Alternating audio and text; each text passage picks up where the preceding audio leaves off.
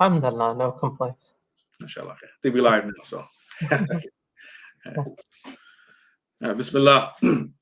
Bismillah ar-Rahman ar-Rahim. Alhamdulillah. Alhamdulillah Rabbil Alameen wa salatu wa salam ala khatim al-anbiya wa sayyid al-mursaleen nabiyina wa habibina Muhammadin wa ala alihi wa sahbihi ajma'in. Allahumma allimna ma yanfa'una wa anfa'na bima 'allamtana wa zidna ilma.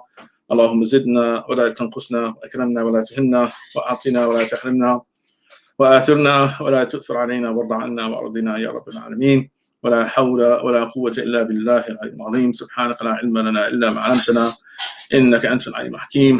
Assalamu alaikum wa rahmatullahi wa barakatuh. And welcome to this special broadcast by the Lamppost Education Initiative. Today we plan to talk about an extremely sensitive topic. We've brought on to guide us in that conversation a very qualified individual, our brother Mubin Vaid, who, inshallah, we'll probably talk a little bit about how we got to know one another, inshallah, before we move into the topic. But Mubin Vaid, he has an MA, a master's from the Hartford Seminary. Hartford Seminary. He is the author of multiple important writings, in particular in the area of gender, transgenderism, homosexuality. As a matter of fact, Mubin's his earlier refutation of Scott Kugel with respect to the argument for homosexuality, and of course he was arguing against it and undermining, of course, challenging Professor Scott Kugel's thesis on this point, is included by Dr. Khalid Blankenship in a book, a commentary, sort of Dr. Khalid Blankenship comments on Mubin's article and actually listed among the important articles which people should be reading if you expect to become very grounded in your understanding of Islam. If you don't know the Arabic language, So Mubin has another article which came out recently, which basically is posted on the Muslim Matters website, and is entitled "And the Male is Not Like the Female: Sunni Islam and Gender Nonconformity." But as I mentioned, he has his MA from Hartford Seminary in Islamic Studies. He's a Muslim public intellectual. He writes on multiple topics. He has his own website connected through Medium, Occasional Reflections. But Mubin is much more than that. A person who's very fluent in the Arabic language. He is very qualified and has very good grounding in the understanding of Islam. And the two of us also have a connection that we discovered by having a conversation some years ago, which relate to a particular school we both attended back during the 90s. So let me bring Mubin on right now. So here he is, that baby face, mashallah. He's not a baby. And alhamdulillah, may Allah subhanahu wa ta'ala, he continues to guide you and grant you success. So I'd like to greet you with, of course, Tahiyatul Islam. Assalamu alaikum wa rahmatullahi wa barakatuh. Welcome to this broadcast. Alhamdulillah. Alhamdulillah. So how are things going? Alhamdulillah, things are going well. No complaints at all. So right, and you're in my hometown, right, Philly? No, I'm in Maryland.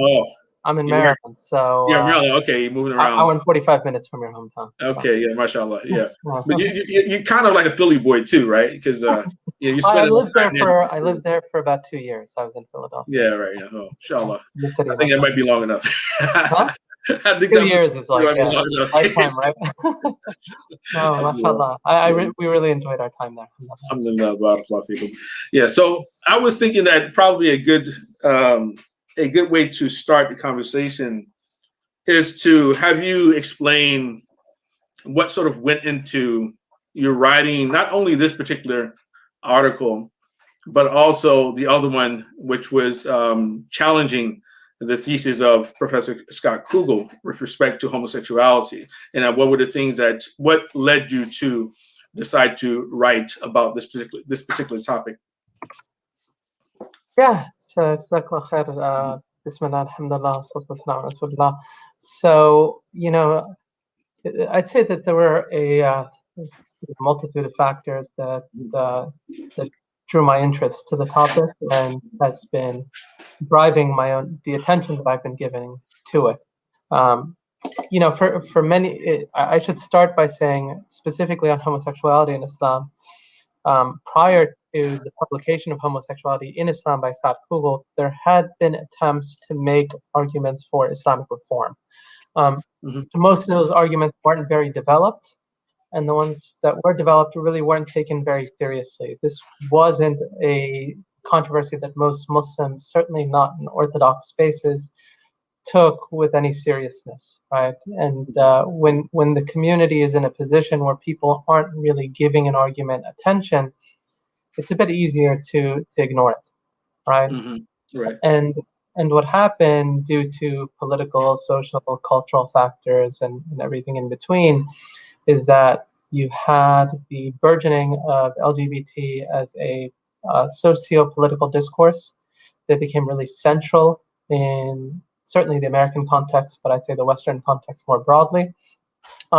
You had major theological shifts within other theological communities. Perhaps most prominently in the Christian faith, you had a number of liberal denominations that emerged and that took on a affirming persona and identity. And those were, at first, they were a handful that had departed, and once the trickle started, it soon became a floodgate. Just about every denomination had reform. That you had sort of a reformed denomination that was juxtaposed against conservative or Orthodox denominations, and the dividing issue almost invariably was homosexuality. It was not evolution. There have been evolutionary debates over Darwinian macroevolution, but for the most part, denominations, religions in general had remained steady and somewhat uniform and unified over the subject. This became the type of issue where it was very difficult to accommodate drastically competing positions. And part of the reason behind that is that, at least within the Abrahamic tradition, Christianity, Judaism, Islam, you have scripture that is quite unequivocal on the topic. And Islam more so, right? Especially when one takes into account the Quran and Sunnah. Very, very difficult for a person to argue their way around this issue. And so once you started to having those currents really gain momentum, that discourse started emerging in the Muslim community. And Scott Kugel's book, although when it was initially released, wasn't getting as much attention, certainly not from sort of Orthodox Muslim spaces. Over time, it began gaining more prominence. It had by that point, by the time I wrote a critique of the book, not only had it become a standard point of reference within academic circles, which we can sort of ignore Muslim academia to a certain extent. It's its own in-group, and it has its own community and discursive space, which is a bit distinct from where the masajid and the actual confessional communities are. But you started hearing it referenced in confessional spaces among people who were at least looking to understand what Islam said on the issue. What you had from Muslims that were actually addressing this topic was still a bit, I'd say, just a bit crude, perhaps, in the sense that it was attempting to address the issue, but it was doing so in a way that took for granted a sort of inbuilt revulsion, right? Which I think is probably still the conventional position of many Muslims in majority Muslim societies, right? You can still speak about, people still talk about it that way, and you can still take for granted that your audience is going to receive it with that sort of underlying sense of disgust. In the West, that was no longer something that could be relied upon, obviously, right? And so you have this discourse that's relatively unsophisticated, is speaking about homosexuality in a way that is a bit sloppy and is not really addressing some of the core criticisms that people are making of the Orthodox Muslim position, which is to say that the Orthodox Muslim position began to get looked at as something that didn't have any theological rigor to it, but simply an artifact of an inherited tradition that people never meaningfully interrogated. Mhm. And as a result of that, the sort of Muslim mainstream was guilty of blindly following in a received inherited tradition that had accrued over time and had accrued as part of it the prejudices of various peoples and cultures and societies, and reified those as part of the actual Islamic tradition, right? They were Right, right. assimilated into an orthodox narrative, whereas the actual scripture and revelation didn't independently support what all these Muslims are saying. Right. And that becomes very difficult when you talk, when you're sort of, when the public discourse, especially that espoused by Orthodox Muslims, doesn't really address those challenges in a serious way and just writes it off as, you write it off as ignorance and jahiliyyah, and you just, make takfir and tabdiya. And, in some ways that can be useful in certain contexts, right? Situationally and circumstantially, maybe that's good enough. Mhm. But as a normative default position for ministering to a growing number of young Muslims who don't by default, right, sort of align with those types of views and positions, it was a very unsatisfying discourse. Right, right. Yeah. Would you say that? I'm sorry. No, Cut you- go Now I no. was going to say. Now I was going to ask. Does it seem to you that had Muslims not become as involved in politics as we are today, Yeah. that we probably wouldn't be talking about this so much? I don't know. I mean, it's a good question. I think we probably would, only because it's not just politics. It's the Mhm. media. It's what's Right. going on in schools. I Mhm. mean, it's books, right? I mean, the fact that you have so much literature that's being produced to Mhm. convince people of this shows you how expansive it is as a cultural movement. Right. And I say that because people read far less than they used to. Right. Right. Yeah. Right? I mean, the idea that I want to convince someone of the veracity or importance of my own project, the last thing that I would look at is the publication of a book today, right? Right. They Right. might talk about movies and advertising and getting influencers and Mhm. Instagram influencers and all those people. Last thing you think about, oh, like we need books, but this is Right. Right. it's so expansive that even Yeah. children's literature, right, Right. Right. began to Exactly. start getting it done. And children's literature has been doing it for a long time, right? Like kids' books, we have now had that's been focusing on something related to normalizing and mainstreaming LGBT.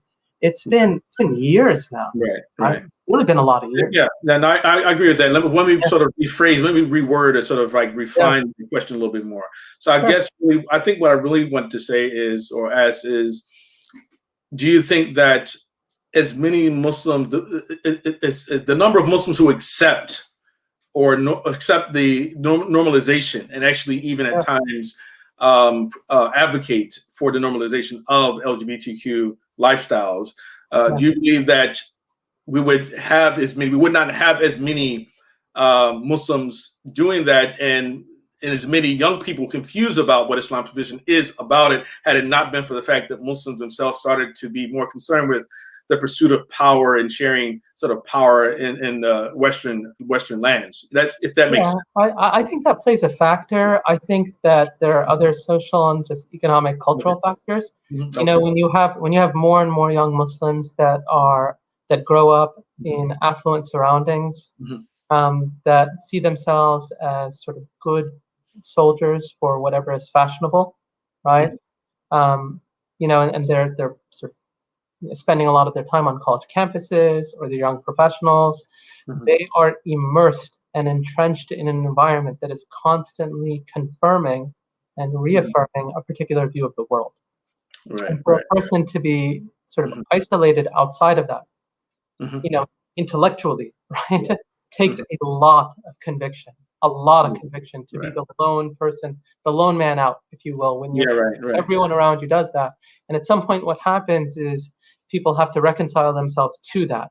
And Mhm. so the first stage of that reconciliation, and just the status anxiety problem, is to actually come to a point where you say, okay, well, I'll personalize this issue as something wrong for me, but not wrong for anyone else. Right. And Yeah. once you've personalized the issue in that way, Mhm. you've enervated your own commitments of any force. There's no muscle behind it, right? Right. Right. It's plastic now, because if something if something represents a moral right or a moral wrong, Yeah. it has to mean something beyond me. Is right. Right? It has to carry a meaning that exists in the real world and applies to at least more than me as an individual and how I think about things, right? When we personalize things, I might say, hey, well, I like this type of food, for instance. I like pizza. I don't know about everyone else, right? That's something that carries very little stakes, right? And so if I like pizza, for instance, I can recognize that other people don't like pizza, whatever. But I wouldn't say, for instance, on something that I think is very morally significant, that I'm against killing unarmed civilians, for instance, right, or innocent civilians. If you're talking about war, or Right. I'm against racism, or I'm against this, or I'm against that, you'd say, I mean, of course you'd. Any decent human being would be, right? You most often people would say, I believe that this is right and wrong, and I believe it's right and wrong not for me subjectively and relativistically. It's not just my perspective. I believe that this is wrong for society and humanity and everything else, right? And that we need reforms that can address these problems. And this issue is one that quickly lends itself to a personalizing, and then the personalizing leads itself to theological reform. Right. Once you personalize it, you don't really feel that it has great moral force at that point, anyways. Yeah, no, I That was the totally, beginning. I totally agree with that. Yeah. Now, okay, so I want you to talk just a little bit about your recent piece, which is was posted on the Muslim Matters in the Mail. It's not like the female, Sunni Islam and gender nonconformity. Sure. Could you sort of summarize that for the audience? Yeah, so I'll try to summarize it quickly. So there's two pieces. The first one was focused exclusively on classical fiqh discourse tied to the subject of the mukhannath, the mutarajjil, and the khuntha mushkil. So we're talking about intersex persons, so hermaphrodites. We're talking about the mukhannath, he's an effeminate male, but is a biological male, and then a mannish female, biological female who has mannish behaviors. And that, if people want to read that, there's a lot of drawing on fiqh and classical fiqh tradition in that particular piece. The second piece that was published at the end of last year, so only a couple of weeks ago, was bringing all of that to bear and trying to bring it into conversation with contemporary transgenderism. And it did so on two grounds. First, it tried to address the various discourses that are important to recognize when you talk about transgenderism. So gender constructionism. So is gender just something that is socially constructed? The trans brain argument. So to what degree is transgenderism a reflection of someone's brain phenotype? And do brain morphological patterns give us any indication of a person's gender nonconformity? Psychologically, where are the debates within the field of psychology? What is the history of the activist movement of transgenderism, and how has it emerged? And what are the major points of discussion that remain with us? And then finally, theologically, right? How do we look at all of that and conceive of that as Muslims? So those are the various issues, and there were medical things also. The medicalization of individuals. What are the various forms of medicalization, and then side effects, consequences, complications, all of that. So there's a lot of detail in that paper for people who are interested in the subject. Right. So, I mean, as you know, of course, being one who's able to delve into the Islamic sources and the authoritative sources of Islam, that our tradition is pretty, dynamic, and is very rich when it comes to dealing with new issues. And the question of, the individual obscure gender, sort of make it a broad category, is not something new to Islamic jurisprudence. And as you pointed out, of course, the examples of the asexual person, the person who lacks passion, or the individual, the hermaphrodite, even what is called mukhannath, which is one of the categories of people which were dealt with in your writing, and the mukhannath being of two types, right? And I think this is an important point to highlight for the audience, is that the classical scholars actually made a distinction between the individual who has female mannerisms, the gait, the sort of intonation of her voice, et cetera, et cetera. If these are suspected or believed to be, they can be sort of natural sort of things which result from the way that that person's physical being or a person's anatomy has been constructed. And the ulama generally, they did not object to those type of people. But then on the other hand, there were those who actually took on feminine characteristics. And the Prophet ﷺ, he cursed both women who imitated men and men who imitated women. And that in itself, this last point about the curse, I think is an extremely important point to reflect upon, because of the arguments and the debates right now today about whether or not gender is that much different from sex, or if gender itself has no connection to biological sex, right? Yeah. And so fundamentally, it seems that the Prophet ﷺ, he believed that they did have a connection. Otherwise, there wouldn't have been any reason for him to actually curse a woman who acts like a man, or a man who acts like a woman, or a man who dresses like a man, or and vice versa. Right? So, sure. You have anything else to add to that particular point? No, I think that's a very, very good way of putting it. I think people have to recognize that, for people who are congenitally, meaning biologically predisposed to certain behaviors, meaning their voice is, let's say, higher than normal, for instance, such that it's a feminine voice, and something that might, if someone's just talking on the phone, you can get mistaken easily for a woman, or, if a man walks with a particular sway that you look at and say, well, that's a bit flamboyant, or it's more feminine in gait or walk, then, those are things that, to your point, the vast majority of the fuqaha did not blame a person for the emergence and the manifestation of that, because it wasn't regarded as something that they had their own volitional choice, right? It wasn't something that they were doing deliberately. Now, even then, your point, they're simply having that as a part of a person's sort of internal constitution does not give a sort of open license to act and behave in ways that go and extend beyond that, right? Mm-hmm.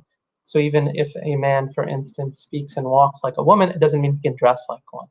And that's why, to your point, the hadith of La'n, where you have the hadith of Prophet ﷺ, La'n al-Nabi ﷺ, al-mukhanathin min al-rijal wal-mutarajjalat min al-nisa, right? That the Prophet ﷺ cursed the effeminate woman and the mannish, the effeminate male and the mannish female. That hadith in Sahih Bukhari actually falls under Kitab al-Libas, right? The chapter on dress. The chapter on dress is where we actually see that. And this is something that a lot of the scholars commented on in general. And so to your point, I think in some ways that can be very eye-opening for Muslims who are unfamiliar with classical fiqh. They're unfamiliar with just how much, it's really remarkable when you read about the Khuntha, the Mushkil in general, because it is such an obscure case.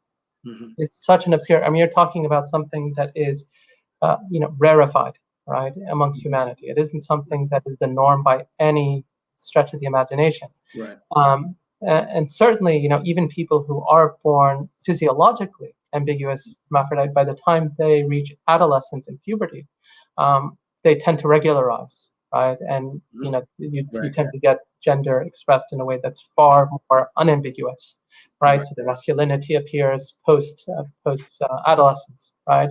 Because with pubertal development, you have things that generally make it clear what they are, even if you have some ambiguous genitalia issues and things like that. So you don't have a ton of situations where this is occurring, right? Statistically, even in the West, this is a very, very extremely rare condition, and yet you have so much fiqh discussion on that particular scenario.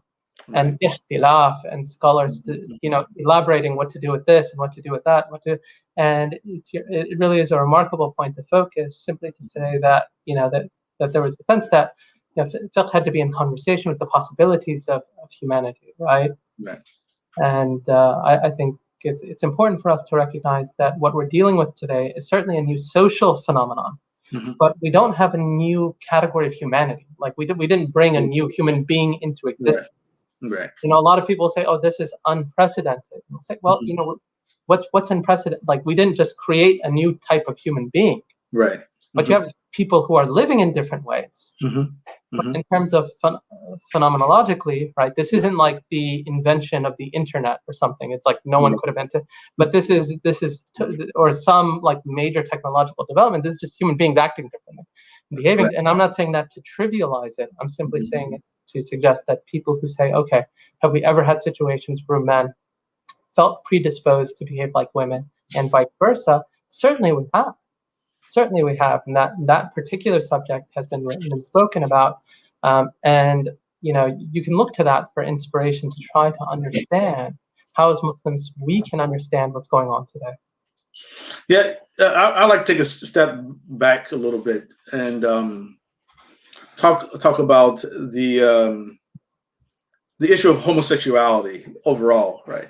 And the reason I want to do that is because, believe it or not, there are a lot of people, many of those people, even Muslims, who still don't really understand some of these subtle differences between the different members of the particular alphabet that we constantly talk about when we say LGBTQ, et cetera, et cetera.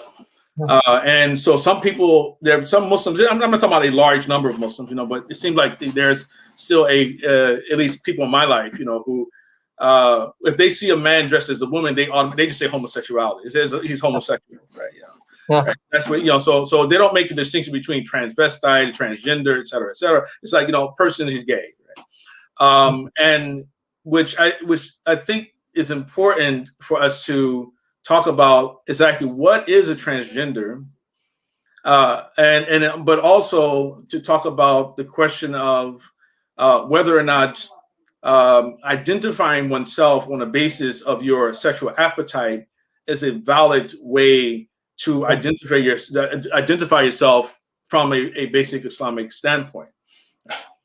Yeah, well, the alphabet's quite long now, so even I get confused when people spell it out. I'm like, I don't know what's going on anymore.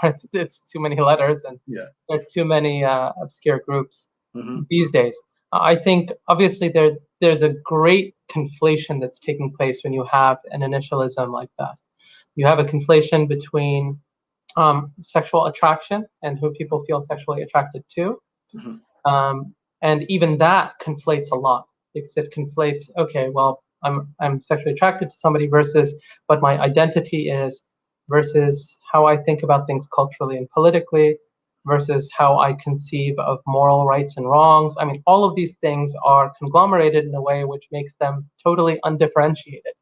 The fact that they're undifferentiated presents major theological problems, because what you have is people who internalize an identity that prefabricates for them answers to all of those questions, prefabricates for them answers to what is morally right or wrong. It answers for them who their identity is. It tells them how they should think about various causes and how they should think about their politics and how they should think about what's taking place culturally in various spaces. It tells them how they should dress, how they should live, where they should hang out, who they should make friends with.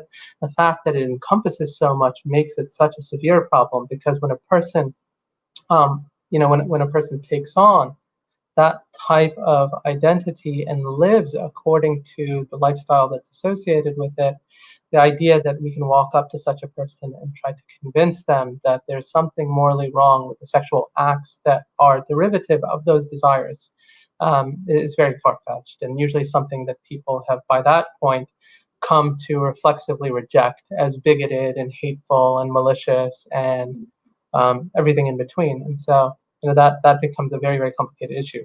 Right. Beyond that, I'll say even just on when we talk about homosexuality, there's a lot that's conglomerated in the differences between, there are significant differences between lesbianism and male homosexuality. Talk about penis. They're not the same phenomenon sociologically or in sort of a lived capacity. They're very, very different.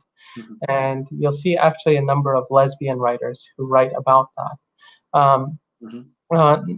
Not just that, lesbianism seems to be a little more volatile in terms of the transitioning between lesbians and eventually transitioning over to becoming bi.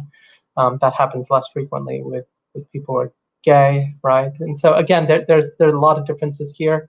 that are extremely significant, that are worth teasing out, but that would take a long time. Transgenderism itself, in some ways, is at least conceptually contradictory to homosexuality, because homosexuality it's homosexuality. It's I am attracted to someone of the same sex.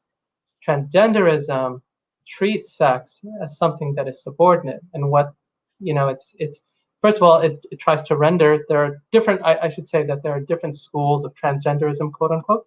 There are those that see sex itself as malleable, that there is no sort of sex-gender distinction, right? Sex and gender are socially constructed. They're both socially constructed. And we see this more and more today, where you'll see, I think the ACLU recently tweeted out something like, trans women are women, right? That trans women are women, they tweeted that out. And so when someone makes a comment like that, they're effectively saying that gender identity and sexual identity are one and the same, and they shouldn't be treated with any distinction. So there are those people who say that. Now, for a number of homosexual groups have come out and said, well, hold on, we're not homogender. Right? We're not attracted to people of the same gender identity as us. We're attracted to people of the same sex as us. And we believe that our sexual definition that's biological means a whole lot to our lives. And if you remove that from us, right, then our entire social and cultural project makes no sense, right? I mean, it would be the equivalent in some ways of thinking of a racial justice cause that told African American black men that, well, race is all constructed, and because race is constructed, what you're sort of fighting for is a racial identity, but anybody can identify on the basis of their own self-conception with your race as well. And people who you look at and you see as looking like you are, in fact, you can't assume their racial identity, because their racial identity can be entirely different from how you see them, right? Right. And so there's definitely a lot of logical inconsistency. I mean, because even there are many people actually do see, they will acknowledge, they'll say, well, race is socially constructed, but they're treated as if it's not, right? Of course, and it's a combination, right? It's a combination, Well, and it's interesting because historically, race is far more constructed than sex. Right? Yeah. I mean, to find racial categorization as a historical matter has differed dramatically between cultures and societies. The idea that the racial classifications that we use and employ today hold water across time and space is a very it's an anachronistic assumption, right? That people make very, very, very quickly. But sexual categorization, classification between men and women is something that has been almost without any real dispute, right? Historically, you don't have civilizations and societies that do not distinguish between men and women and order their societies in some ways around those differences, right? So the sexual difference is at the heart of quite a bit, but in transgenderism, that sexual difference is called into question, and it becomes the edifice from which the entire transgender platform then gets built. And so that's one of the challenges around it. So transgenderism, at least, there's the social aspect of it, which is, well, I should start. There's the psychological aspect of it, which is an individual feeling that their sort of biology is discordant with their actual social identity, which is to say that I was born, or I was rather assigned something. I was assigned this gender at birth, but I'm actually female. And although they would say that a person can be non-binary as well, in whatever version of non-binary they want to be, for the most part, what you have is sort of men transitioning female, males transitioning, and females transitioning male. So you tend to have still the gender dimorphism, which is being upheld to some extent. Right. But then you have a lot of issues that are underneath that between childhood transgenderism, adult transgenderism. You have intersex syndromes. You have female transgenderism and different forms of female transgenderism, and the studies that have been done on that. You have a lot that unless you unpackage all of this, you aren't really getting at a lot of the heart of these issues. And Mhm. instead, all you have is just a fashionable social cause with a rainbow behind it that you're Mhm. either supporting or you're not. Right. If you're supporting it, you're good, and if you're not, you're a Yeah. bigot, right? Exactly. And I was going to say, I was thinking this earlier on that I'm certain that there are a lot of people who actually want to tune in for this conversation, but they're afraid that they'll be seen by people they work for, that they actually are watching this particular conversation, which lets you know that, how significant the significant amount of power and pressure has been placed upon different populations to just simply embrace these things uncritically, but it's like it's one of the greatest, I guess you would say, manifestations of mind over matter, in the sense of saying that, well, okay, people, or at least these are assumptions. People are whatever they think they are. You are whatever you think you are, whatever you identify with, and your thoughts determine your biology, right? So what you think. So I was like, since I think I'm a woman, then I'm biologically a woman, whether or not to actually undergo a sex change operation, we would usually what we used to call them. And since I feel like a woman, I must be. And since my mind tells me that I'm a woman, I must make myself look and behave like one as well, which itself is very highly contradictory because, again, many of the same people would say that being a woman is a cultural construct, so you're taught how to be a woman or you're taught how to be a man is all culturally constructed. But it's like, but you say at the beginning that there's a difference between sex and gender, but then you come full circle back around. And similar to this is what you find during the debates about gay rights, when many of them would say to African Americans, that you should be ashamed of yourself because these are civil rights, just like blacks were fighting for civil rights, and you should be in support of civil rights. As if to claim that the me being gay is just like you being black. In other words, it's like and they used to say they were born that way, of course, until of course it became successful. So we don't hear a lot of conversation about that anymore. But that my race and what I look like, my color of my skin is a different genus than a person's sexual appetite. So yeah, I just wanted to sort of throw that out there. I don't know. You might disagree on some of those points, but I think you're right. I mean, it's interesting. You have had a number of feminists that have come out critical of transgenderism. They're usually disparagingly referred to as TERFs, trans exclusionary radical feminists. Right. So Janice Reynolds, Sheila Jeffries, Germaine Greer, some very prominent feminist writer and thinker. She's not alone. You have a number of homosexual thinkers and queer intellectuals that have come out. You actually have some organizations that have developed. You have the LGB Alliance, which I believe is based out of the UK, that formed sometime in the last year with an explicit mission to promote the LGB cause in lieu of the T. And it makes a lot of criticisms of transgenderism. And so you do have a growing social discourse that's critical of transgenderism, but it's still very much in the margins and a minority of people.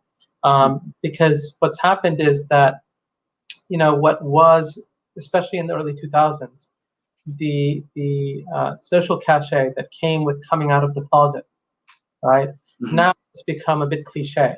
Because so many people have come out of the closet, and so many people are gay or lesbian, so many people identify as queer, sort of ambiguously, that you're not really celebrated the same way it used to be. Where that celebration really comes in is when someone declares themselves another gender. Right. And these days, hardly 2 weeks pass without a celebrity or a politician or someone somewhere coming out as an alternative gender, and that's the new coming out of the closet in some ways. And that sort of affirmative feeling and that social support they give, I think, is a major factor in also persuading people who feel socially isolated and atomized and alienated from their surroundings and friends and everyone else, that perhaps this is a way for me to gain a sense of identity through which I can build solidarities with other people and find a support network and develop a larger sense of personal mission and meaning. So I think that certainly is now playing a role in radically increasing the number of people who are now identifying as transgender. If you look at statistics historically, this was a very, very small, statistically small and rare phenomenon. Today, the numbers are quite high. And the younger you go, the higher they are about, young people who just don't identify as what cis, right? That they don't come out as cis. In fact, coming out as cis and coming out as straight carry a lot of stigma. And so, sort of, more and more people looking for other forms of identity so that they don't come off looking like the majority oppressor, if you will. Right. Yeah. And this, it's important points. Well, everything all the points you make are extremely important in my view. I think one thing we haven't spoken about that much yet, or even alluded to, is the very fact that transgenderism still is largely viewed by the psychiatric community, psychological community, as a type of disorder, right? And so you've had some transitions there. With the DSM-5, you did have an update. So what was traditionally gender identity disorder, GID, is now GD, gender dysphoria.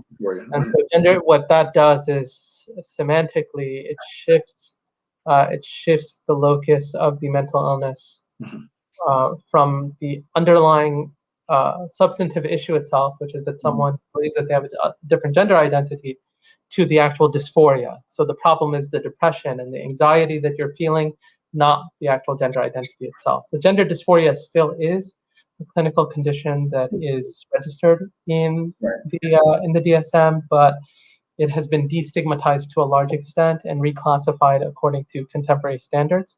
So there's that.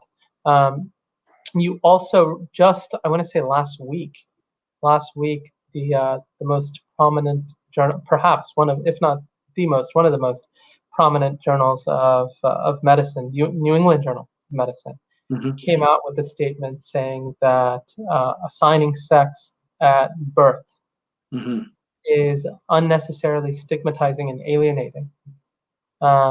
And I thought, how is it alienating for infants? I mean, why would like an infant baby feel offended? But they said it is unnecessarily offending and alienating to people whose gender identity is discordant with their biology, and assigning sex at birth, medically doing so is a problem, right? And it's something that they came out against. So there was a statement. This was just this past week from the New England Journal of Medicine. So, you're having major fights now and arguments and disputes that are taking place within medical communities over this particular issue. Right. Yeah, and I think it's important too for the audience to understand as well that it's mentioned before. This is a extremely sensitive topic, and of course, the aim is not to necessarily make people to feel extreme discomfort, right, about it. I mean, in particular, we're talking about individuals who actually may be identified with one or more of the members of the LGBTQ coalition. But the idea, what concerns us, at least for me, put like this, I do think Mubin has the similar concern, is that ideas or a new reality is being imposed upon populations, something which doesn't reflect true science, right? And we're being asked to embrace these ideas and accept them as normal, part of, I guess you would say, just simply what should just simply be overlooked and not spoken about and totally embraced. And we need to adopt, for instance, special pronouns for other people who we're talking about, not talking to, which really, shows you how fascistic it can be, in that if I'm talking about someone, let's say a man whose name is Jessica, and he tells me that, well, I want you, when you're talking about me to someone else, refer to me as they, right? Not it's he. And I say, well, for me, you don't have any control over me, any authority to tell me what to say about you to someone else, right? Yeah, if we're speaking together and in the gathering, if I'm trying to repeat something you said, then I'll say your name, and that's as far as I can take it. right? But I'm not going to alter language in order to make you feel comfortable. But fundamentally, what's happening is that it's being imposed upon us.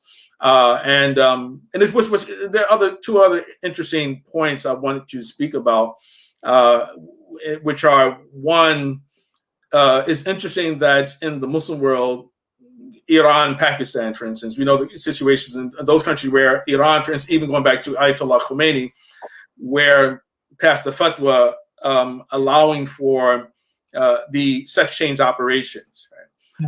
And then you have in Pakistan, they have what they call the third gender, right, which accommodates different types of people as well, right? So that particular phenomenon, I want you to comment about that particular phenomenon, but also the very fact that now President Biden has appointed as the Assistant Secretary of Health a transgender. I think they call it transgender woman, right? Meaning that a man transitions to a woman, right? So, you have any thoughts on that, on those two things? Yeah, well, there are a couple of things that were mentioned there. I think one was the notion of imposition. Yeah. The challenge is that, in any society, you have to have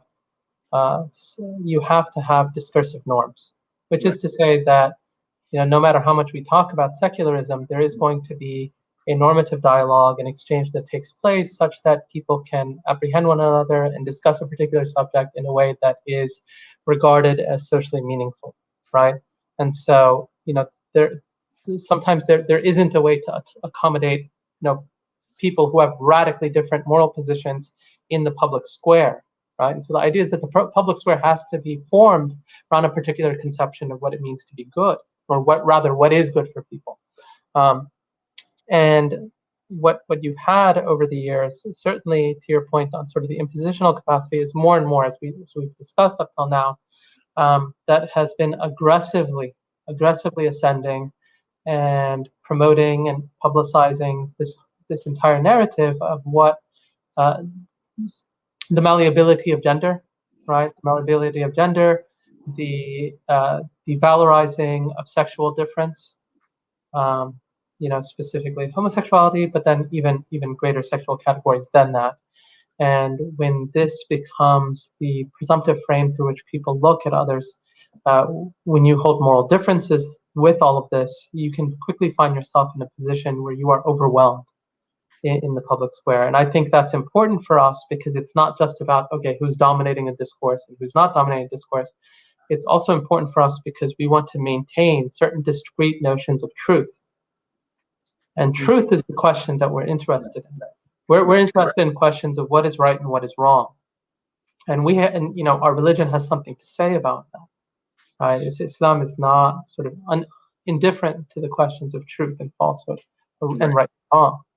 And in fact, what is happening is that everyone that is in favor, or as part, sort of even in activist capacity as part of the movement, they do speak in the language of belief, right?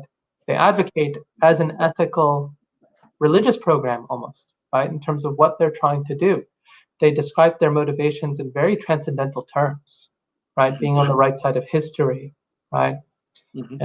Revolutionizing society and all of that. This isn't just a sort of instrumental political activity that they're part of, right? They're not looking at this in some realpolitik form or some Machiavellian exercise. They're looking at this as true believers who believe in the cause. And given that is the case, and given the way in which all of that is, it has very strong theologizing forces attached to it for individuals. If we're not speaking out about it, at a minimum to our own community, what we're doing is leaving many of our community members defenseless to all of this, right? And I think that's a very, very unfortunate position that we've put many Muslims in. So we put them in a position where they not only don't apprehend what's going on, but the more they follow Muslims and Muslim leaders, the more they can actually get confused about all of this, because there's an absence of real lucid, clear, unambiguous guidance that they can review and that provides them a way of comprehending everything that's occurring in the world today. Yeah. So I think that's the type of issue that for Muslims we have to be very concerned about, given the fact that these aren't new issues. They've been around now for many years, Right. Mhm. and we should by now have a much more developed discourse on this than we do. Right. Right. On the anthropological notes, quickly, Mhm. obviously Iran is its own case, right? And I've written about that in the second piece as well with Ayatollah Khomeini and his fatwa. And I think Iran actually conducts more sex change surgeries than any country in the world today. Yes, number two. And they- Thailand. I think Thailand is number one, and then they're okay, number two. Yeah. okay, yeah, they're top five. They're top You're five. right. Yeah. It's very common there. Yeah. And so I'm not sort of an expert on Iran anthropologically or its Mhm. cultural community or even its theological community and what's been debated around all of that. And Yeah. so that's probably a different sort of debate. Pakistan, India, I think Bangladesh to a certain extent too, has always had this minority community of the hijras. And the hijras are generally males, biological males, who dress up as women. Oftentimes they wear, makeup and lipstick and all of that. I'd say that the hijra community covers a wide range of individuals. You have some individuals that are simply mentally, psychologically ill. Obviously, some of them do have very, very acute forms of psychological problems. You have others, certainly even these people can have some, but you have a number who were conscripted into that life. They were abducted at a young age. Many of them were castrated as part of the process, and it becomes a way for them to beg for money and to solicit money from people who are walking and coming along. And so you have many of them that will speak in very profane language to people to try to embarrass them or shame them into giving donations. And so even anthropologically, in fact, there was a State Department report. I remember this was years ago about Pakistan, and one of the things that they noted was about the vulgarity of the hijras. The person who wrote that report wrote about how vulgar they can be when they end up trying to solicit money from people. So the hijra phenomenon is entirely different in the sense that it is not culturally analogous to what we're witnessing in the United States, which is just people who come out and express their gender identity. It is far more involved with real objective forms of human oppression, exploitation, demoralization, dysfunction. You have a lot of really significant challenges around that. And I actually find it somewhat unfortunate in that some Muslims having a vague familiarity with sort of the Hijra community in Pakistan and other places will look at that to gain social credibility in the West. They'll say, oh, we had the Hijra community in Pakistan for so many years and this and that, and you Americans are just now coming around to transgenderism or something like that, as if we were ahead of the West, instead of recognizing that no, that's actually a rather unfortunate aspect of society there, and there's real work that needs to take place to help uplift those communities and remediate the type of oppression. I mean, there's a lot of superstition that surrounds the Hijra community as well. There were a lot of beliefs in many places that they carried sort of bad luck for certain things. And so oftentimes when a Hijra would pass away, they would get buried at nighttime. Oftentimes it was very difficult for them to find graveyards that they could be buried in. There are just a number of very traumatizing stories about that. And there were other superstitions as well, that they were a good omen or good luck when a child was born. They could come to your house and dance and then lead some dua. And very, very strange things like that. So basically, would you say this is just sort of like an act of compassion that the government, some of these governments are attempting to show compassion to people who they consider to be in a somewhat helpless position, or suffering from some type of you've had some government orders where you have a spate of hijras, for instance, that are being attacked on the streets and physically assaulted, and so you'll have protections that get released for that, and you'll have other protections as well, and laws and policy that's trying to be developed. But those, again, that's entirely disanalogous to what we're seeing here, where transgenderism is in many ways, certainly what we witness of it is it's an elite phenomenon, right? Right, exactly. It's the Jenners, right? Right, I mean, yeah. that's really where it entered the public stage Mm-hmm. for most people in America, right? Right. And since then, it's celebrities, it's athletes, it's media personalities, it's influencers, it's people who have wealth and prestige and all of that.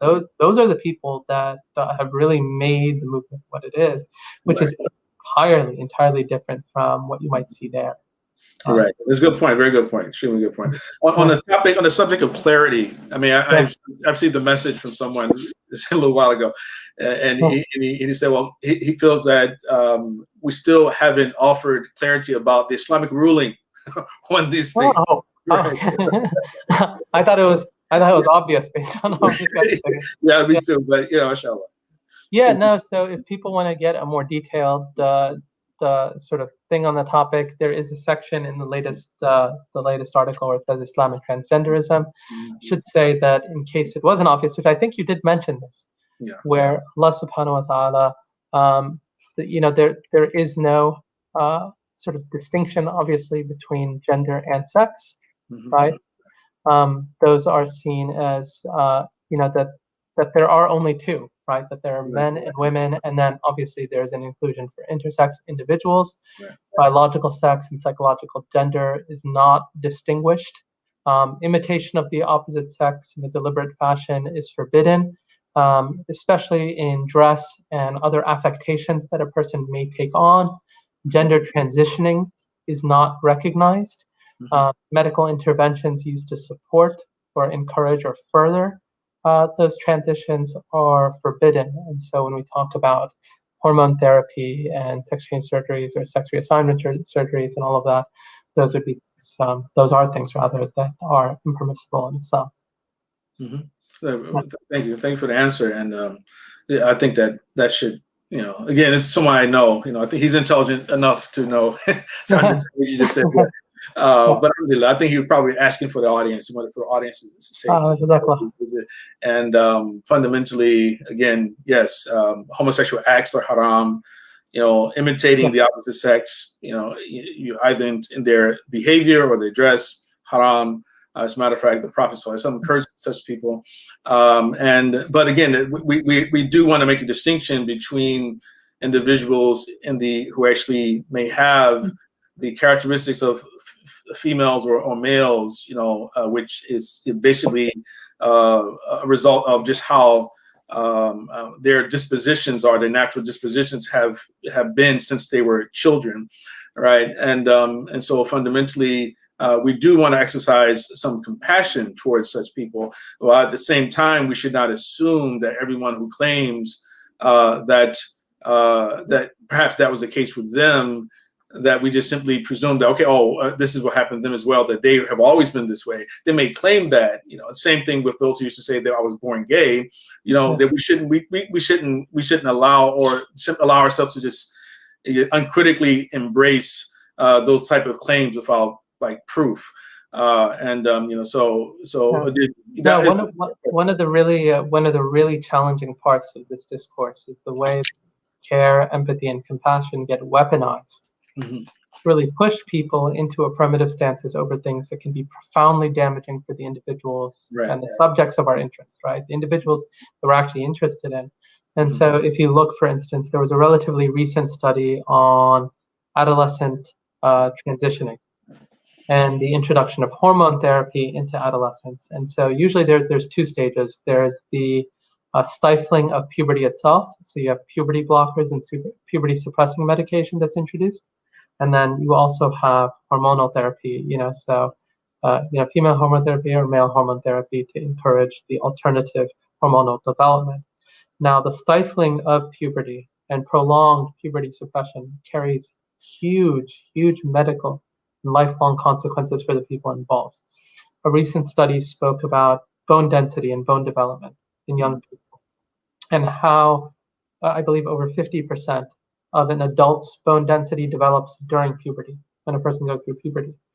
When puberty suppressing medication is taken, the actual bone density development is completely brought to a halt. And so what in fact ends up happening functionally is that those people end up with really stifled forms of physiological development. And so you're talking about people who are at risk for having brittle bones, young, certainly younger age osteoporosis that can develop. And you think about just that consequence alone, and you'd say, well, what halfway decent human being with a shred of compassion for an individual would want to put them in a life like that? For women who go through puberty suppression, hormone therapy, they end up, great many of them end up infertile for the rest of their life, so they can never bear children.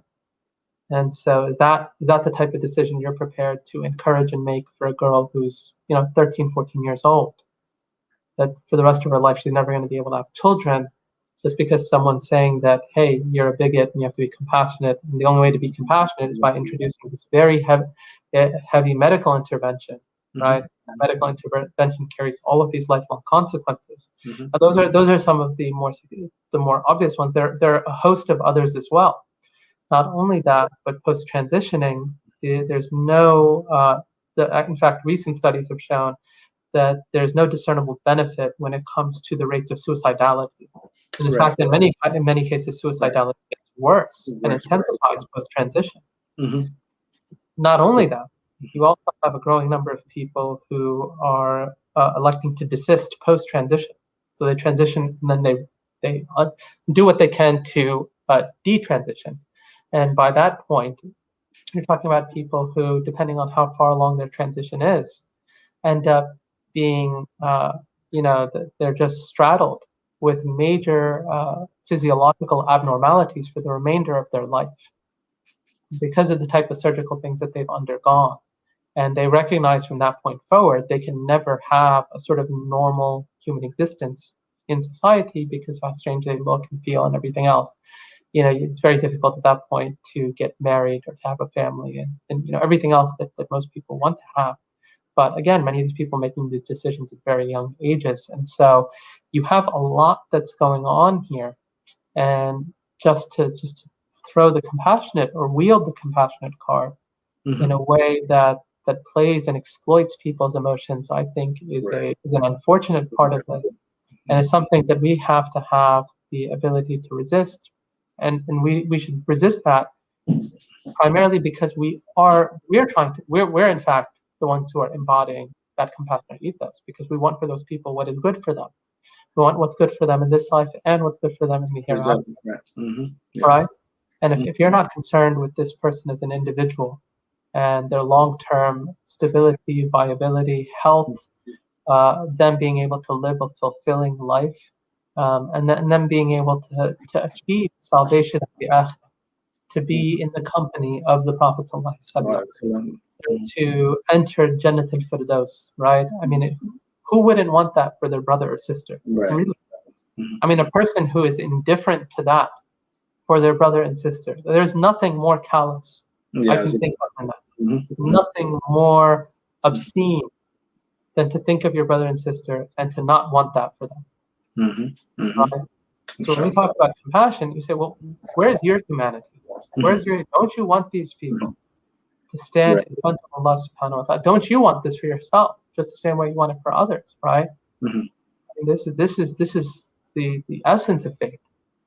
This is to be quintessentially committed to Islam as a real sort of convictional Muslim, right? Inshallah. Jazakallah khairan. I'm going to move to some of the questions. And on the topic of compassion, I think this one is appropriate to ask. Is one of our questions asked this question. What about the number of people who leave Islam and their families because they are gay, lesbian, or trans? Are those who are gay, lesbian, or trans and hide it from their families and communities? Yeah, I mean, that's a good question. It's obviously a serious one, right? And there's a way that we should try to minister to those people. I think that I think there are two levels at which obviously we can address those types of situations.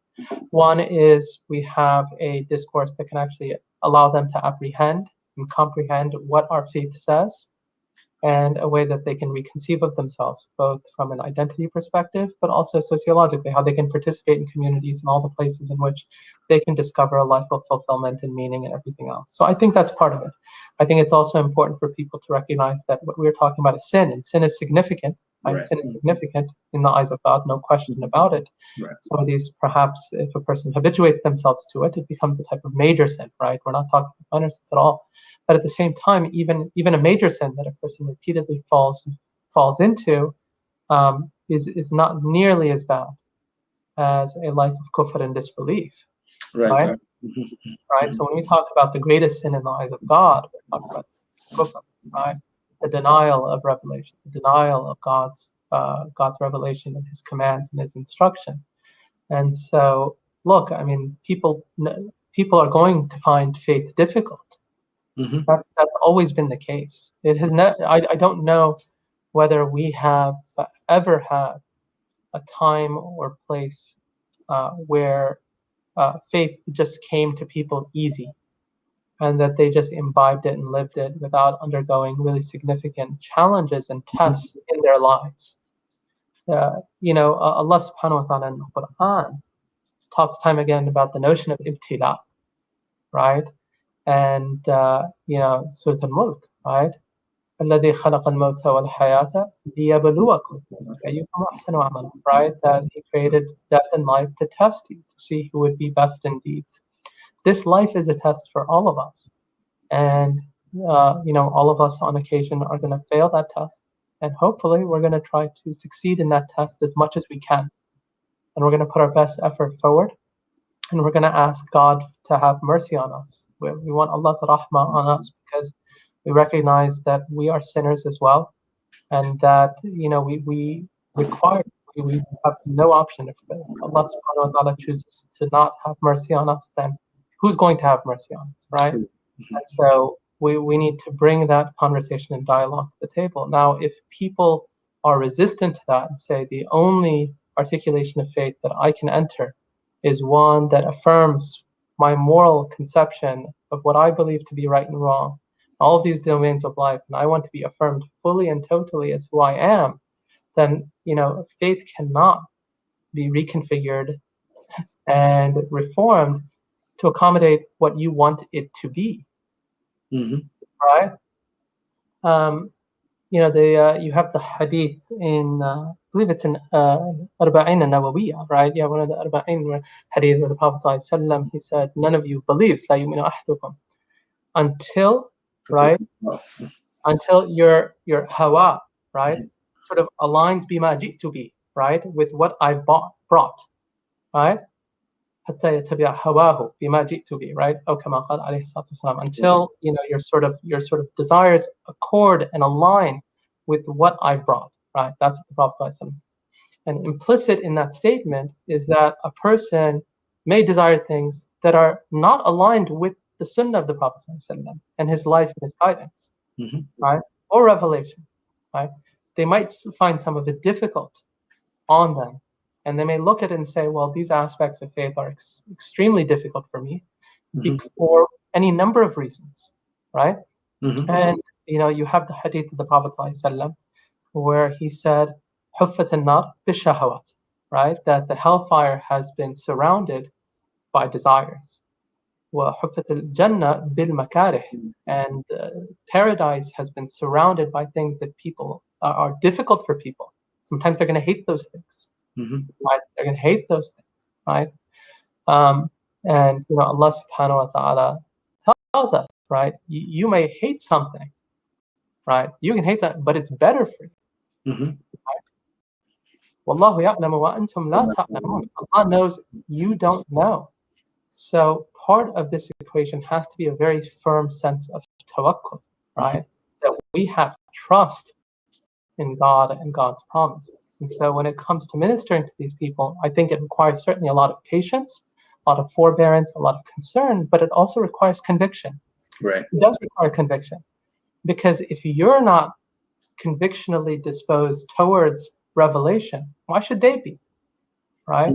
Right. If you're someone who's like, yeah, well, this is just sort of subjective, and if you don't speak with the resolve of faith and belief, how's anyone else going to find that compelling or convincing, right? And so I think that's absolutely important, essential to the maintenance of any form of belief in the face of people who are struggling with it. Yeah, it's called Islam. I mean, the religion is called Islam. It's submission. And then we know the number of quotes we can bring to support or to reinforce this idea, about the importance of submitting to Allah subhanahu wa ta'ala, and how your faith is not perfect, it's not complete until you accept what the Messenger alayhi salam has brought us, right? So you wanted to go ahead? You wanted to add something? No, I would probably respond with that, right? And I'd say there's a good article. This is to mention there's a good article that was published on Muslim Matters called "From a Same-Sex Attracted Muslim." Right. That's an excellent article to review. There's a group called Straight Struggle. There's a link to that group. It's an anonymous online community of people who have same-sex attractions and desires, and people who are struggling with that and want to find a support group and community of Muslims who really believe in the Quran and Sunnah firmly, right? But are struggling with these things. They can find others who are in their same boat, and so there's that community that they can sign up for. There's actually a podcast series that was done by Brother Wahid Jensen. Wahid and I actually co-wrote the latest "The Male Is Not Like the Female" transgender piece, and that podcast is called "A Way Beyond the Rainbow." A Way Beyond the Rainbow, and that's, I want to say there's like 40 episodes, and each one is almost 2 hours long. It's just unbelievable. You look at it and say, mashallah, this guy has put out a lot of material. A tremendous amount of research has gone into that podcast. It is unbelievably informative. And Wahid himself is someone who has same-sex attractions, or rather experiences them as a sort of dominant or exclusive. I don't know. He's not trying to validate it. He's not. He's not. And he I think that podcast is a really good resource for people as well. So there are some good resources out there that if people want to review them, inshallah they can. And my articles, I understand many of them are more academic, and so they may not have the same level of accessibility, but I think these articles and that podcast series certainly does. And then there are other lectures I've given as well, which I think are perhaps easier to digest and review.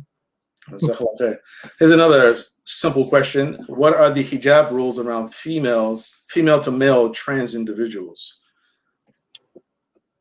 So it's still a female.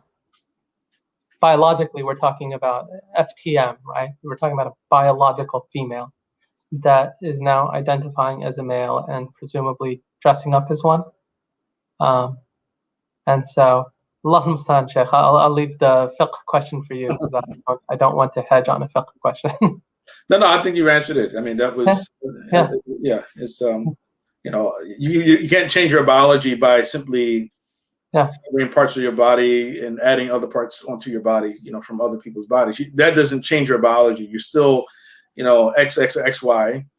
And of course, there's some ambiguity. We know, of course, the intersex type of people, which actually true hermaphrodites are rare, extremely rare, because because that's just the way Allah subhanahu wa ta'ala has it. The same rules apply. Just because the person has had a quote unquote sex change doesn't make them now a true member of the opposite sex. Right? Yeah, and to your point, I mean, a lot of these surgeries, we're talking about cosmetic surgeries, right? Mm-hmm. You're not changing a person genetically, cellularly, right? At sort of deeper levels, there are aspects of that biology that you cannot eliminate. So, right.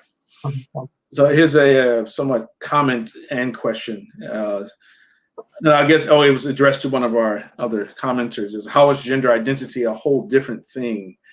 Okay, maybe that's not for you. Maybe you can skip that one for now. All right, but if you'd like to comment on it, go right ahead. If you'd like to add anything to that. No, I mean, I don't know what. I guess he just mentions what what does he mention here? What did he mention again? Sorry, I lost where. Yes, I think it was taken off, right? Because how is gender identity a whole different thing? Allah Ta'ala tells us that Shaitan promises, I will command them so they will change the creation of Allah. So apparently there's an argument happening. Okay. Yeah, I mean, right? Yeah, that's what he says, right? That he says that I will have them change. So تغيير خلق الله is what he's referring to, which is the whole notion of changing God's creation. There is a large discourse around that. In fact, I addressed that in the article as well in the part 2. And if you look in the Islam and transgenderism section, actually that verse, I make mention of it because a lot of the fuqaha make mention of it when they talk about this issue. So jazakumullah khair for bringing up the ayah. That's sort of a good reference point. Right. So I'm trying to find some questions here. I see there was a lot of discussion back and forth between some people. So one person says, I personally think the pronoun thing is a bit too much to expect from everybody. I love it if I wasn't called the N-word by non-Black people. Okay, we know what that's going to take. We don't want to get into race right now. Okay. Actually, let me see if I can have any actual questions here. Okay, let's meet. Just a bunch of people arguing with each other. Is that what we're getting? Right. It's a very highly sensitive topic. And everybody, it seems like they're, somewhat having fun, I guess. So he's talking about people coming to feel that they're trans. Nobody should even care there. I'm gonna keep scrolling down until I come across a question. Okay. Questions addressed to other commenters. So the one person says in reference to another. I won't post the question itself. Okay. So it says, were you listening at the start? Okay, that's not even pertinent to us, right?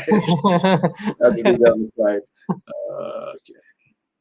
I see the question mark, and I assume that's a question for us. Yeah. What's your point? Also saying, all right, those are so. Does anyone have a question for our presenter tonight, our Seth Mubin Vaid? So I think we had 2 so far, and there's a conversation happening. Okay, here's one. How would you handle your own child who is saying they are trans? Okay. Yeah, I mean, may Allah protect our children. That's a tough issue. I would do as much as possible to reorient them and to try to figure out what the source of the confusion is and how I can remediate that.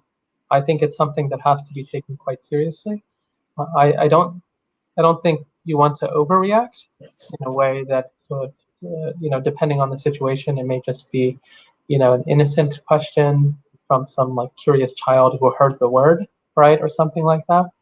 But it could also be a situation where you have young people who are being fed a particular narrative, and the longer that narrative is given time to marinate, the more it solidifies, right, and calcifies, and becomes an essential part of that person's identity. In fact, even many of the sexologists who write on this, they'll say that the first thing you should do and strive for is making sure that does not really develop and germinate, right? It isn't given the air to breathe, but instead you're reinforcing your child as what they are.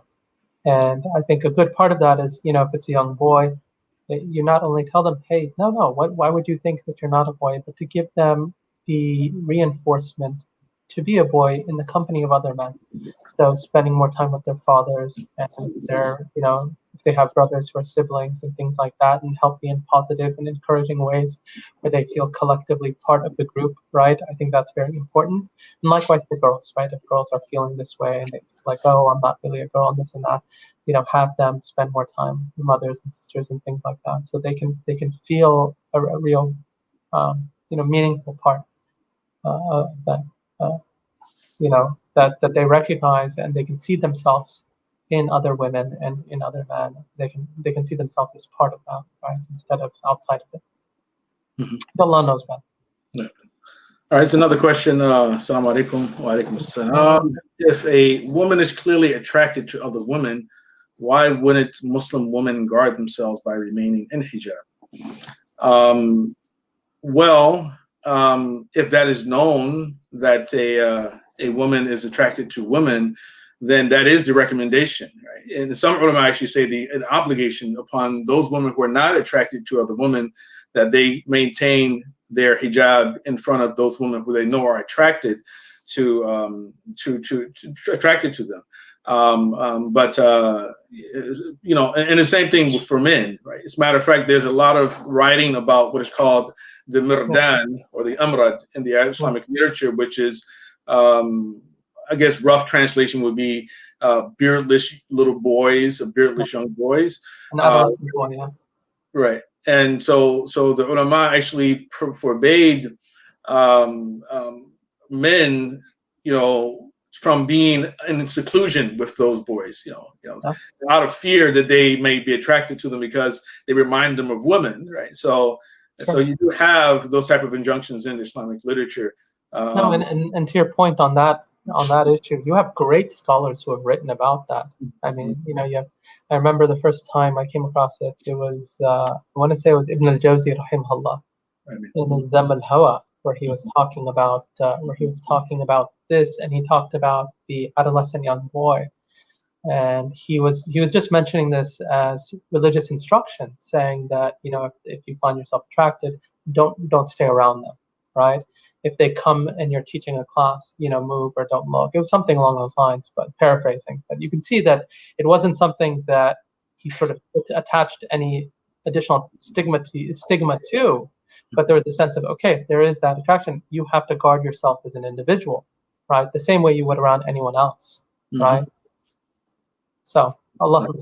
Here's another question. Should we leave the West, since this is becoming so common in these countries, to protect the next generations? Yeah, I mean, this is always an important question. I always say I don't know that I see myself in a position to tell people where they should live. I think Muslims should choose to live in a place that they believe is best for their families and their faith. They should live in a place that they believe is best for their families and their faith. Now, this issue is a global phenomenon, so it's not something that's so easy to run away from. I do recognize that the phenomenon is stronger in Western countries than it is in non-Western ones. Non-Western ones can have their own set of issues and problems that are not easy to overcome. And so, you know, there are different places in societies that have challenges and problems. Not all of them are identical. I think for people who believe that they can reasonably raise their children and families here while transmitting their faith and preserving their religion, at least in their households and those around them, then they should invest a lot. To the second question here is protecting the next generation, which is if you're going to be invested in protecting the next generation, you have to do a lot for it, which means you have to invest in institutions, at least locally, right? Having communities that can be countercultural. You have to be invested in the types of education that your children are going to get. You have to be invested in the types of friends that they're going to be around, the type of families that you're going to associate with. There's a lot of work, right? The type of communities, the type of leadership that you want in the community, right? What type of Muslims do you want leading those communities? Are they people that can help shepherd the community during times of difficulty, or are they people who are really just, you know, concerned about being social pariahs, right? And they allow that anxiety to lead them to positions of silence or avoidance, right? So I think these are all questions that we need to consider, and I think these are good questions to consider. I don't think those are bad questions, right? About, okay, where am I going to live for my family? Then how am I going to protect my children, right? This is an essential question that I think anybody who is faithful should try to ask themselves and try to understand. And Allah knows best. I don't know if you have anything on that, Jay. No, alhamdulillah.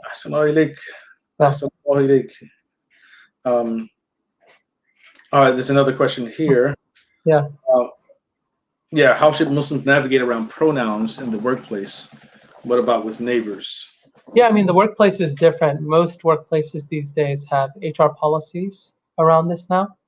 And so depending on the workplace that you're in, you may not have much of a choice. Where if you ignore someone's preferred pronoun, that can carry career implications and consequences. And so if the consequence is you losing your job, and that is quickly and fast becoming a standard across corporate spaces, right? Certainly Fortune 500 companies and things like that. You know, if you're in those types of spaces, you're not really in a position where you can say, well, I'm just gonna call you by your the pronoun of your biological sex, your natal sex, you don't really have the luxury of ignoring that in those confines, especially if that's the consequence. And so, at a minimum, I would say that a Muslim should protect their heart, right? The Prophet ﷺ said, "Man ra'a minkum munkaran falyughayyirhu biyadihi, wa lam yastati' fa bilisanihi, wa lam yastati' fa biqalbihi." Right? Or kama qala alayhi salatu wasalam, that whoever amongst you sees some evil, let him change it with his hands. If he can't, with his tongues, and then if he can't with his tongue, then at least with his heart. That is the weakest faith. That a person, just because they are running into this with some frequency, cannot become indifferent to something that's morally wrong, right? They can't become indifferent to that. I think neighbors are obviously a different story, because these are people now that you do have some ability to converse and build a relationship with. And if you do build a relationship with them, then you can try to navigate or integrate into that relationship some measure of your own moral confidence and your own moral expression, such that you can say, look, I respect you, I love you as my neighbor, and just the same way, you want good for them, right? Just the same way, you would hope that they would want good for you, and part of that should be to at least convey sort of Islamic understanding on these issues at some point, right? And then normalize that and regularize that as your pattern of discussion and discourse with that person in a way that doesn't have to be confrontational, aggressive, or demeaning, but can be normatively orthodox. I think that's obviously the better situation. It may take some time, I'll know about. But I think at the workplace is a different situation, simply because of all of the regulations that govern the workplace, and now what the consequences are for one step out of bounds. Micro aggression, one micro. Yeah. Oh, it does not take much anymore for a person to jeopardize their employment, especially at large companies. I mean, it's not going to take long. So. Right. About three more questions, inshallah. So this next one is, how should a parent handle a child born with male and female private parts? So this is a hermaphrodite. We're talking about someone that's born with both male and female private parts. Yes, that's a good question, right? A lot of the fuqaha would say that what you have in terms of the khuntha is that, traditionally speaking, there was a lot of, sort of what seems to be the dominant private part where urine comes out of and things like that. Today, certainly we can evaluate things like, what is a person genetically and biologically above and beyond the sort of the sort of genitalia, right? Such that we can identify that it is a boy or it is a girl. That type of identification, at least biologically, is much easier to do, right? That's not something that you usually don't have someone that is fully and totally biologically androgynous.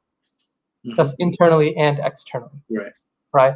Typically, what you have is externally something that is more a sort of disorder of some sort, and so that they have an additional appendage or something like that.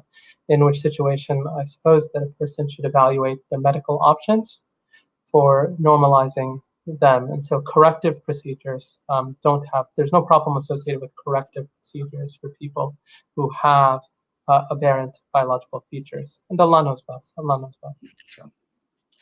Here's another similar question. In light of this topic, how should parents, masajid, and Islamic schools address sex education? Yeah, that's a good question. Well, I think it's tough. On the one hand, I do think that Western societies expose young people to a heck of a lot of sex at a very young age, at an age where many of them are not mentally or psychologically or emotionally ready for being thrust into this huge and just really heavy discussion about gender and gender identity and homosexuality and all of this type of stuff. I mean, it's a very, very heavy dialogue for someone who's 5, 6, 7 years old, right? And that seems to be when a lot of this discussion begins to start in public schools. And so I think and it's tough because there's a certain extent to which you can't really inoculate children from this because they're getting exposed to it at younger and younger ages. In an ideal world, we'd be able to wait a little bit till kids grow up a little, and then once they're a little bit older, you can begin having those discussions with them when they're also mentally a bit more developed and they hit the right ages. I think that our educational approach should be child appropriate and age appropriate. So sort of what age they're at, it should it should address them in a way that's appropriate for their age. And so, for very young children, you may not even talk about sex or gender, anything. You just talk about moms and dads and families, and you give them more just basic family education. And a lot of that can be healthy, right? You can integrate into it a lot of importance around things like birrul walidain and being good to one's parents, and what it means to be a good son or what it means to be a good daughter and things like that, right? You can teach very basic things like that at a very young age. I think this is one of those areas where obviously we have a lot of work to do when it comes to developing and building out material that can address some of these issues, especially at sort of the right age ranges. I think that I know that there are Christian groups who have literature that's out there. Some of it is not heavily interspersed with any explicitly Christian theological dogma. It's things that anyone who sort of believes in God can use. So some of those materials might be useful for our own purposes. I'd say that those are the types of books that we should probably review before we start taking them on, but they're probably worth taking a look at least. And then obviously when kids, as they get older, right, that education needs to take on more forthright and explicit terms, and forthright and explicit terms in ways that are not just like profane or lurid or anything like that, but are really just honest about sexual difference, what sex is and where it's situated between or within the life of a family and a husband and a wife and men and women and everything else. And so Allah knows. Okay, alhamdulillah. So before we go to the final question, I remember that someone earlier had asked the question, is the A part of the LGBTQ? The A? Yeah, so they have the LGBTQIAA. The initialism can get quite long. And by A, you're referring to asexual, I'm assuming? Yeah, I think so. I'm pretty sure. Yeah, there are two A's actually. But in any event, I mean, it's not, I would say, is part of what people think about when they think about LGBTQ as a political and cultural phenomenon. The two main groups that come to mind are homosexuals and transgendered persons, right? Those are the two groups that come to mind. Even bi, I would say, play a very small part of it. Bisexuals aren't really a major sort of identity category with their own movement. They're just kind of lumped in there a little bit. But yeah, I'd say that those are probably the two principal groups that get spoken about. Right. Yeah. Now I would add to that that we have to make sure that we don't misunderstand what appears to be a unified movement. There's a tendency for us to think that all gays, lesbian, queer identifying people, transgender people, et cetera, that everyone actually is part of a united coalition and actually likes to be identified under that particular list of letters as a coalition, because there's a lot of disparity. The disparity between the people within them. Many of them are opposed to others. Many of them don't like to be identified as queer. They don't want to be placed under that category. Some of them are on the right, some are on the left politically. So it's not like really a united coalition. So when people start to talk about how they're helping people to protect their civil rights, that we have to not make the mistake of thinking that it means that everyone who actually is either gay, lesbian, et cetera, desires for those people to come out in their defense, right? So yeah, actually, a good person to read on some of that is Andrew Sullivan, right? Andrew Sullivan, who is very difficult to politically locate, but he is a political commentator. He writes now on Substack. He was writing for New Yorker. He was once, I believe, an editor or writer at the Atlantic for some time. Last year, I want to say he wrote something on his New York Magazine page blog that he was writing weekly. Or updating weekly. He had a piece on just reflecting on the LGBT movement. And Andrew Sullivan was a person who was very active when it came to marriage equality and that sort of the gay marriage movement. He himself is gay, right, and identifies that way and all of that. And one of the things that he's in fact quite critical of the entire LGBT activist movement in current. He has a lot of reservations about the way in which trans activism has formed and is taking place. In addition to that, if you read him, he talks a lot about how one of the great problems with LGBT activism is that it is a perpetual and unending cycle. It's always self-fulfilling. There's always some new grievance or challenge that's going to emerge. Whereas he says, look, we've sort of won. Everything politically that we want, we've already received. And what we should now focus on is doing the hard work of living our lives as individuals in this world and trying to be happy and all of that, instead of continually trying to push the envelope, for sort of absolute and total conformity to the activist view of the world. He's like, that's not even healthy or meaningful. He's like, there's in his mind very few to no political fights left. All the fights that he would have wanted to see win, he's like, we've already accomplished it. We should be able to say mission accomplished, step back, and in his view, just dismantle a lot of these LGBT orgs. It's like there's no point. There's no point in having them anymore. We needed them to accomplish certain things. Those things have been accomplished. At this point, we can now move on, right? And so that's just one voice. To your point, there are a number of voices which have a huge range of opinions that are quite different on a lot of these issues. MashaAllah. Okay, Ustadh Mubin, it really was a pleasure to have you. Before you go, in addition to answering this person's question, also would like you to let everyone else know where they can find all your writings and your website, etc. Yeah, so the recent transgenderism piece, those are both of them. The male is not like the female. If you type in the male is not like the female Muslim matters, you'll find two pieces, or two articles rather, research studies on that subject. And so both of those are out there. In addition to that, I have a number of blog pieces that I write on. Actually, if you just type in medium.com/ and then you do the @ symbol and you just put Mubin, my name, you hit enter, you'll get to the site with every article I've ever written on Medium. And so medium.com/ @Mubin, you'll get there. The study I was referring to, that was recently published or made available on, it was done in December, published in December.